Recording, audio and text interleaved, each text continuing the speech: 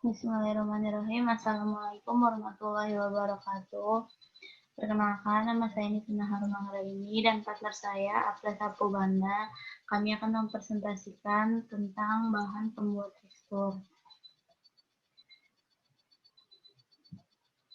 Yang pertama ada pengertian tekstur. Tekstur makanan dapat didefinisikan sebagai cara di mana berbagai kandungan dan unsur struktural disusun dan disatukan menjadi mikro dan makrostruktur dan perwujudan eksternal struktur ini dalam bentuk aliran dan deformasi.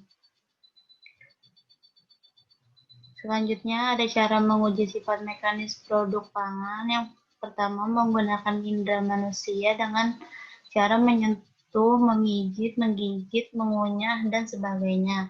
Selanjutnya kita sampaikan apa yang kita rasakan. Ini yang disebut dengan analisa sensori. Karena reaksi kita sebagai manusia yang menguji berbeda-beda. Makanan diperlukan analisis statik untuk menyimpulkan skala perbedaan ataupun tingkat kesukaan penguji terhadap produk tersebut.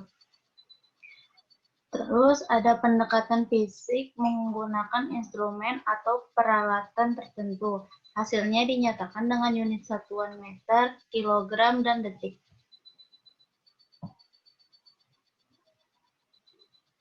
Selanjutnya ada struktur analyzer. Struktur analyzer adalah alat yang terkait dengan penilaian dari karakteristik mekanis suatu materi, di mana alat tersebut diperlakukan untuk menentukan kekuatan materi dalam bentuk kurva.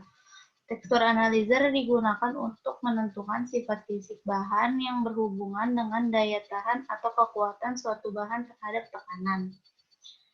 Lalu hal yang perlu diperhatikan saat akan melakukan analisis dengan tekstur analyzer adalah pemilihan trigger dan probe yang tepat. Trigger dan probe yang digunakan untuk menguji material harus disesuaikan dengan karakteristik material tersebut.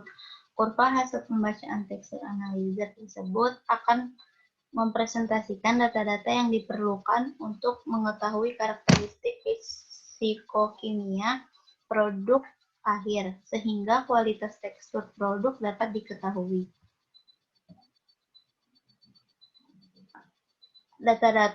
Data-data yang didapatkan dalam kurva hasil tekstur analyzer. Yang pertama ada hardness atau tingkat kekerasan, ada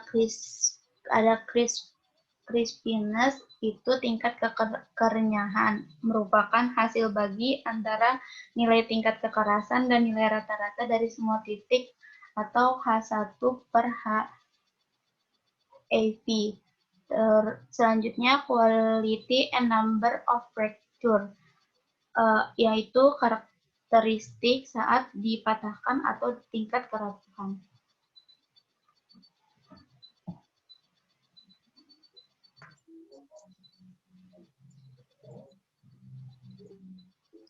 Oke, jadi baik. Terima kasih. Mungkin saya akan melanjutkan apa yang disampaikan oleh teman saya. Yang berikut adalah karakter fisik. Karakter fisik seperti kekerasan atau hardness dan fluctuability termasuk ke dalam kajian rheologi produk. Karakteristik ini perlu dipelajari karena dapat mempengaruhi bentuk fisik, tekstur, penampakan, dan kerenyahan secara organoleptik produk biskuit yang dihasilkan. Hardness dan fluctuability dipandang sebagai dua indikator penting dalam menganalisis tekstur makanan, terutama dalam produk-produk baked seperti roti dan biskuit.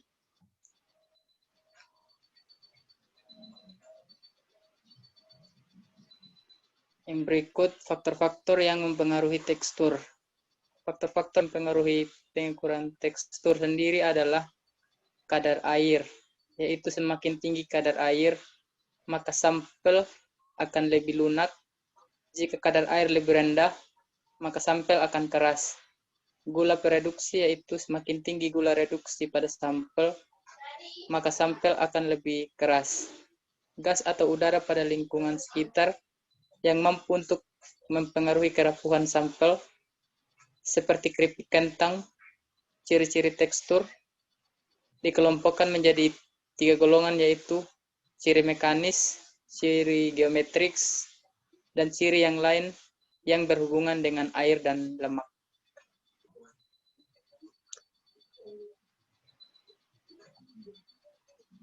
Salah satu faktor lain yang mempengaruhi tekstur bahan adalah porositas bahan. Porositas bahan dapat diperbesar dengan puffing. Inti dari pemangkasan bertekanan atau puffing terhadap bahan yang dimasak adalah perubahan suhu dan tekanan yang terjadi tiba-tiba. Dengan adanya perubahan tekanan yang terjadi secara tiba-tiba, maka akan terjadi pemekaran pada produk yang dimasak, yang berarti juga bahan menjadi porus.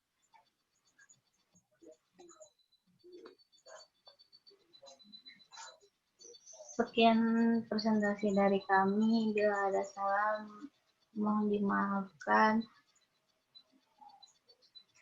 Wassalamualaikum warahmatullahi wabarakatuh.